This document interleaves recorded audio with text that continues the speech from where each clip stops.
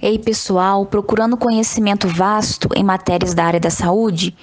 Estão no lugar certo. Vamos iniciar mais uma incrível videoaula do canal Biofisiologia. Iremos tratar nada menos que fisiologia e os aspectos gerais do sistema reprodutor masculino e feminino. Um tema bem interessante que costuma cair em concursos e ser a dor de cabeça de muitos alunos da faculdade. Bom, meu nome é Aline Schiavo, espero que vocês ativem o sininho de notificação, curta, comentem, compartilhem com os amigos e vamos iniciar os nossos estudos. Então, vamos lá, pessoal. O que é a fisiologia? A fisiologia humana ela é o ramo da ciência que se preocupa com o estudo do funcionamento e o equilíbrio do corpo humano. Assim, destina-se a explicar os fatores físicos e químicos que estão envolvidos com a origem e propagação da vida humana. Dessa forma, a fisiologia é imprescindível em todos os sistemas e principalmente no aspecto reprodutivo, pois é através dela que sabemos como cada porção, desde órgãos até hormônios, funcionam em nosso meio. E para começar, daremos início falando sobre o sistema reprodutor feminino. O sistema reprodutor feminino, ele é responsável pela produção dos hormônios progesterona, estrógeno e também pela produção dos gametas femininos.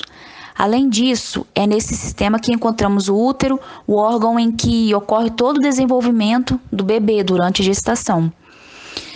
Órgãos externos do sistema reprodutor feminino são compostos pela vulva, são os lábios maiores, os menores e o clitóris. Os lábios maiores são dobras de pele ricas em tecido adiposo que protegem e circundam o resto da vulva. Os lábios menores são estruturas que se dobram na mucosa vaginal, delimitam a abertura da vagina e da uretra. Já o clitóris é uma estrutura homóloga ao pênis. Também apresenta corpos eréteis, os quais terminam em uma glande clitoridiana e um prepúcio. Durante a excitação sexual, esse órgão ele se preenche de sangue. É um dos pontos mais sensíveis do corpo da mulher, fato explicado pela grande quantidade de terminações nervosas. Órgãos internos do sistema reprodutor feminino. Apresentam como órgãos internos o ovário, as tubas uterinas, o útero e a vagina. Os ovários. Os ovários são estruturas em forma de amêndoas que apresentam como função a produção dos gametas femininos, que são os ovócitos secundários, e dos hormônios femininos, o estrógeno e a progesterona. Na região cortical do ovário, localizam-se os folículos, os quais são um conjunto formado pelo ovócito e pelas células que o envolvem. E o folículo maduro, ele rompe-se e libera um ovócito durante o período da ovulação, que acontece em torno do 14º dia de um ciclo de 28 dias. E na ruptura do folículo, forma-se o corpo lúteo, que também secreta progesterona e o estrógeno. Enquanto as tubas uterinas, elas são tubos musculares com cerca de 12 centímetros de comprimento. Uma das extremidades, ela abre-se na cavidade peritoneal, próximo ao ovário, e a outra porção, ela se abre no interior do útero. A parte que se abre próxima ao ovário possui espécies de prolongamentos que são denominadas fímbrias. É geralmente nas tubas uterinas que ocorre a fecundação. As contrações peristálticas e os cílios presentes nesse órgão auxiliam no transporte do óvulo até o útero. Já o útero, ele é um órgão em formato de pera, que apresenta 3 partes principais, o corpo, o fundo e o colo uterino. Sua parede é formada por 3 camadas. A mais externa é uma camada delgada serosa. A intermediária é o miométrio, formado por músculo liso, e a mais interna é o endométrio. Essa última camada, ricamente vascularizada, é parcialmente eliminada na menstruação. É nesse órgão que o bebê se desenvolve. Já a vagina é um órgão muscular e elástico. E esse órgão ele conecta o sistema ao exterior e é o local de saída da criança no parto normal, ovulação, ciclo menstrual e fecundação. Lá no período da puberdade, que ocorre por volta dos 12 aos 14 anos, os óvulos começam a amadurecer. Esse período ele é conhecido como a fase folicular. O ovo aumenta como um tipo de cisto chamado folículo de Graafi. até alcançar a superfície do ovário, onde ocorre a ruptura. O ovócito ele é liberado para dentro da cavidade peritoneal e a liberação periódica do ovo maduro é conhecido como ovulação. O óvulo ele faz o seu trajeto para dentro da tuba uterina, onde é transportado até o útero. O encontro e a união do espermatozoide, o gameta reprodutor masculino, com o óvulo, ele ocorre no fenômeno chamado fecundação, também concepção. Depois da liberação do óvulo, as células do folículo de Graafi, elas sofrem uma modificação rápida.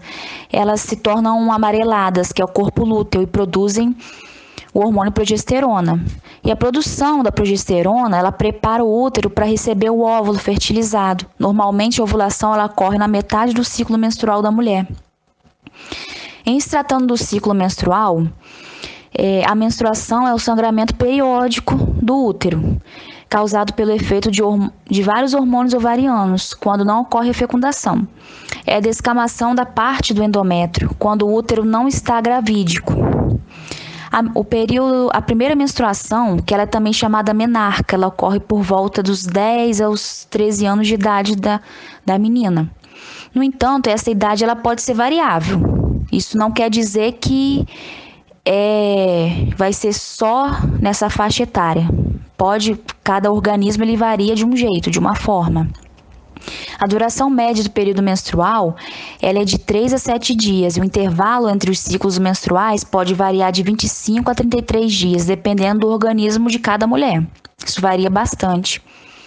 O ciclo menstrual ele é um processo complexo que envolve o sistema reprodutor e o endócrino. Os ovários eles produzem hormônios esteroides, que é o estrógeno e a progesterona. O folículo ovariano ele produz diferentes formas do hormônio estrógeno, sendo que os mais potentes dos estrógenos ovarianos são produzidos, no caso, é o estradiol. A função dos hormônios estrogênicos no aparelho reprodutor feminino são o desenvolvimento e manutenção dos órgãos reprodutores da mulher e também as características femininas como o desenvolvimento dos seios, da função mensal do ciclo menstrual. A progesterona ela é importante na regulação das alterações que acontecem no útero durante o período menstrual, durante o ciclo. Ela é secretada pelo útero, pelo corpo lúteo, que é um folículo ovariano que depois de liberar o ovo. Já a progesterona ela é um hormônio mais importante para condicionar o endométrio na preparação para o implante do óvulo fertilizado.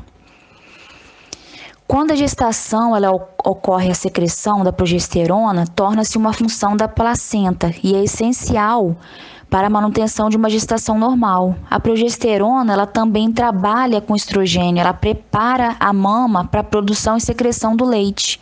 Os hormônios androgênios, são produzidos pelo ovário, porém em pequenas quantidades. Eles são responsáveis pelo desenvolvimento inicial dos folículos e também eles influenciam na libido feminina. 2 hormônios gonadotrópicos são liberados pela hipófise, que é o FSH e o LH. O FSH ele é o principal responsável pela estimulação dos ovários em secretar estrogênio. Já o LH ele é responsável por estimular a produção de progesterona. A secreção dos hormônios ovarianos ela segue um padrão cíclico, que resulta em alterações no endométrio uterino e na menstruação. Esse ciclo ele tem normalmente 28 dias de duração, mas existem variações dependendo do organismo de cada mulher. Isso varia bastante. A secreção dos hormônios ovarianos segue um padrão cíclico, que resulta em alterações no endométrio uterino e na menstruação. Esse ciclo ele tem normalmente 28 dias de duração, mas existem variações dependendo de cada pessoa. Na fase proliferativa, que é o início do ciclo, o débito de FSH ele aumenta, ele estimula a secreção de estrógeno. Isso faz com que o endométrio se espesse, ele aumente e se torne mais vascularizado. Na fase secretora, próximo da metade do ciclo, o débito de LH ele aumenta, estimulando a ovulação. Sob estímulo combinado de estrogênio e progesterona, o endométrio ele atinge o máximo de seu espessamento e vascularização. Quando ocorre a fertilização, os níveis de estrogênio e progesterona eles permanecem elevados, pois durante a gestação ocorrem complexas alterações hormonais no corpo da mulher. Quando não ocorre fertilização, os níveis de FSH e LH diminuem, a secreção de estrogênio e progesterona cai rapidamente e o ovo não fecundado se desintegra. E o endométrio, que havia se tornado espesso, ele se desintegra e torna-se hemorrágico, que é o fato que ocorre na menstruação. E a liberação é eliminada através do colo do útero para a vagina, onde esse sangue ele vai se exteriorizar. E depois que o fluxo menstrual cessa, o ciclo recomeça novamente. O endométrio prolifera, se espessa-se a partir da estimulação do estrogênio, recomeçando a ovulação e num novo ciclo de aproximadamente 28 dias. A fecundação. Então, o começo da reprodução inicia com o desenvolvimento dos ovócitos no ovário. E para que a reprodução comece, um ovócito é expelido do folículo ovariano para a cavidade abdominal na metade do ciclo sexual mensal. O ovócito ele é expelido, segue o caminho por uma das tubas uterinas para o útero. E quando ocorre a fertilização do ovócito por um espermatozoide, o ovócito então é fertilizado, ele vai se implantar no útero, onde ocorre o desenvolvimento do feto, da placenta e das membranas fetais. E à medida que o feto se desenvolve, os ovócitos primordiais eles se diferenciam e emigram para a substância do córtex ovariano. Cada ovócito, então, é cercado por uma camada de células fusiformes do estroma ovariano e faz com que essas assumam características epidermoides, são as células granulosas. O ovócito cercado por uma única camada de células granulosas é o chamado de folículo primordial. O ovócito neste estágio ainda é imaturo, necessitando de mais 2 divisões celulares até a maturidade. E para que ocorra a fecundação, cerca de 300 bilhões de espermatozoides encontram-se no fundo da vagina a cada ovulação da mulher. Apenas um espermatozoide ele vai atingir o óvulo e penetrá-lo. O ovócito humano fica cerca de 12 a 24 horas na ampola, que é a porção média da tuba uterina, esperando o espermatozoide para ser fecundado. Agora, pessoal, vamos falar um pouco sobre o sistema masculino. O sistema reprodutor masculino ele tem como função principal a produção de células sexuais masculinas, os gametas, que são responsáveis pela reprodução. Essas células são chamadas de espermatozoides. Além disso, o pênis, o órgão do sistema reprodutor masculino, também é responsável pela deposição do esperma ou sêmen no interior da vagina da mulher, permitindo o encontro do espermatozoide com o ovócito. O esperma ele consiste em um fluido formado pelo líquido nutritivo produzido pelas glândulas sexuais e acessórias juntamente com os espermatozoides. Órgãos e estrutura. O sistema reprodutor masculino ele é formado pelos testículos, pelos ductos genitais, glândulas sexuais, acessórios e pênis. Os testículos, eles são glândulas sexuais de forma oval. Eles são protegidos externamente por uma bolsa de pele chamada escroto. Dentro de cada testículo encontram-se numerosos tubos chamados túbulos seminíferos. E a partir da puberdade, esses túbulos produzem espermatozoides. E cada espermatozoide tem uma cauda que garante a motilidade. Nos testículos, além da produção de espermatozoides, há uma produção do hormônio masculino que é a testosterona. Ductos genitais. Eles são tubos que têm a função de conduzir os espermatozoides até o exterior do sistema reprodutor masculino. São ductos genitais o epidídimo, o ducto deferente e também a uretra. O epidídimo, ele localiza-se sobre cada testículo. É nele que os espermatozoides ficam armazenados e completam todo o processo de desenvolvimento. Já os ductos deferentes são tubos com parede muscular que conduzem os espermatozoides do epidídimo à uretra. Já a uretra, ela conduz os espermatozoides até o meio externo. Ela tem início na bexiga urinária, ela se liga aos ductos deferentes, percorre todo o pênis e se abre para o meio externo. É um tubo comum a 2 sistemas, o sistema reprodutor masculino e o sistema urinário. Entretanto, a expulsão dos espermatozoides e da urina nunca ocorre simultaneamente, de forma separada. Glândulas sexuais e acessórias. São glândulas seminais e a próstata. As glândulas seminais, elas produzem um líquido viscoso. Esse líquido nutre os espermatozoides e facilita sua motilidade. A próstata, ela produz um líquido leitoso que tem a função de neutralizar a acidez da urina residual acumulada na uretra e das secreções vaginais, protegendo dessa forma o espermatozoide. Nas glândulas acessórias são produzidos o líquido seminal e o líquido prostático, que fazem parte do sêmen. O pênis é um órgão de forma cilíndrica e a sua extremidade ela apresenta uma dilatação. Essa região ela é chamada de glande e é geralmente recoberta por uma pele que é denominada prepúcio. Durante a excitação sexual, o pênis ele aumenta de tamanho. Isso acontece pela entrada de grande quantidade de sangue no interior do órgão, que se torna rígido e ereto. A ereção possibilita ao pênis penetrar na vagina. Durante o ato sexual, ou com o aumento de estímulos do pênis, o esperma ele é expelido do corpo. Esse processo recebe o nome de ejaculação.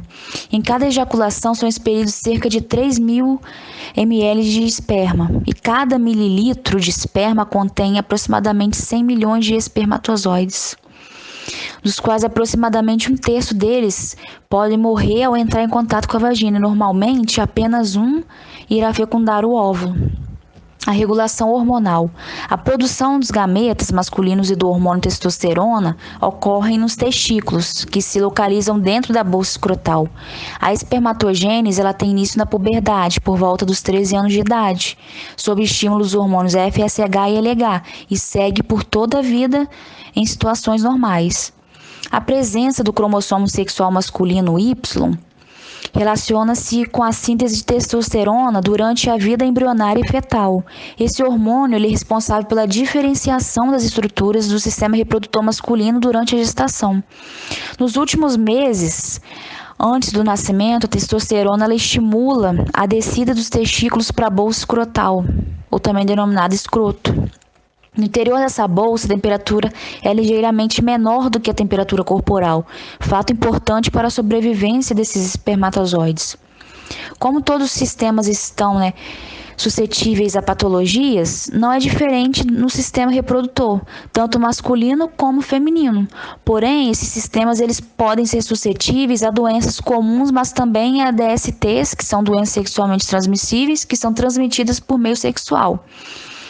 Dessa forma, eu irei comentar sobre algumas dessas doenças que afetam ambos os sistemas.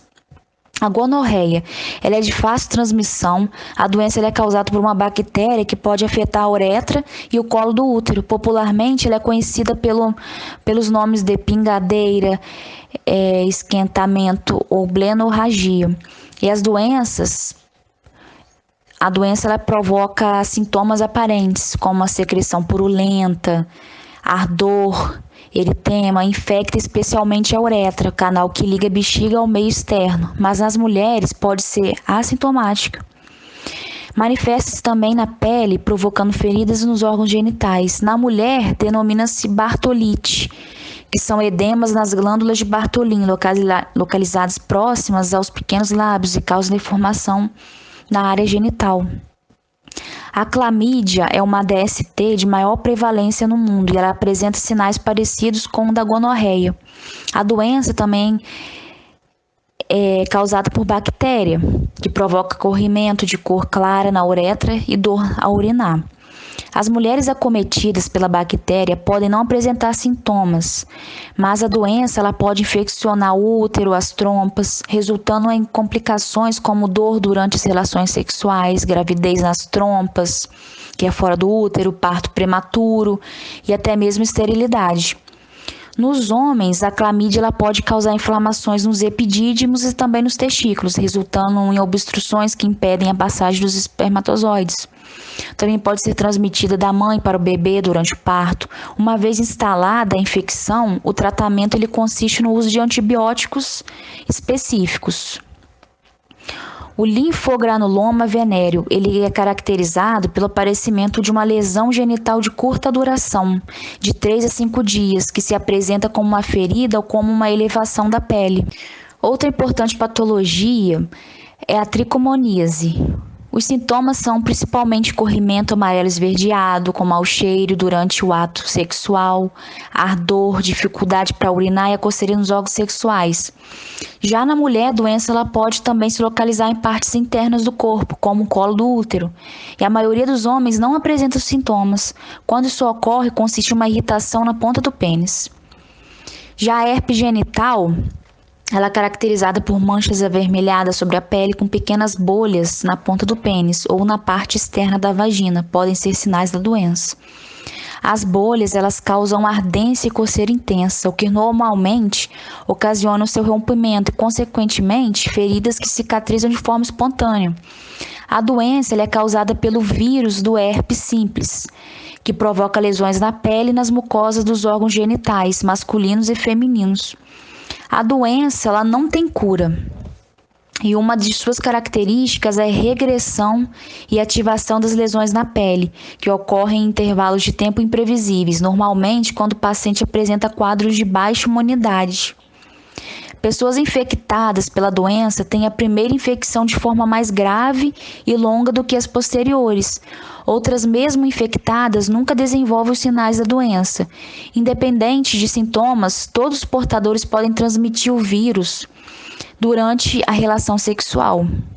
Além dessas outras patologias, como cancro do colo do útero, doença inflamatória pélvica, cancro do endométrio ou do útero, cancro do colo do útero, corrimentos vaginais. Já as patologias que afetam o sistema masculino, tem-se o câncer de pênis e de próstata, deficiência androgênica do adulto, disfunção erétil, fimose, HPV e herpes genital. De acordo com o que foi estudado nesse vídeo, podemos ver que a fisiologia do sistema reprodutor masculino, como também do feminino, ela demonstra uma certa complexidade.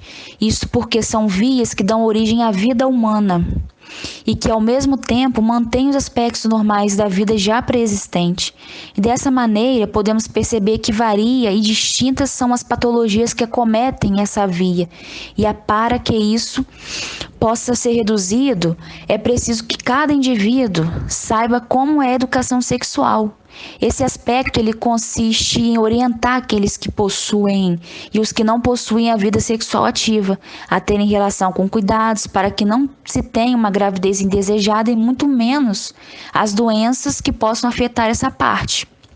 Então, para isso é necessário que se faça a utilização correta de preservativos, administração de contraceptivos mediante acompanhamento do ginecologista, não compartilhar roupas ou utensílios íntimos com terceiros, evitar passar muito tempo com roupa úmida ou apertada, pois pode favorecer a proliferação bacteriana, não beijar pessoas desconhecidas, pois você não imagina o que essa pessoa pode trazer ou transmitir de patologias com ela. No mais, é isso, pessoal. Devemos tomar cuidado redobrado em relação à vida sexual. Estamos finalizando mais uma videoaula. Meu nome é Aline Esquiavo, sou discente do curso de Biomedicina. Não se esqueçam de se inscrever no canal e deixe seu like. Até a próxima aula, galera!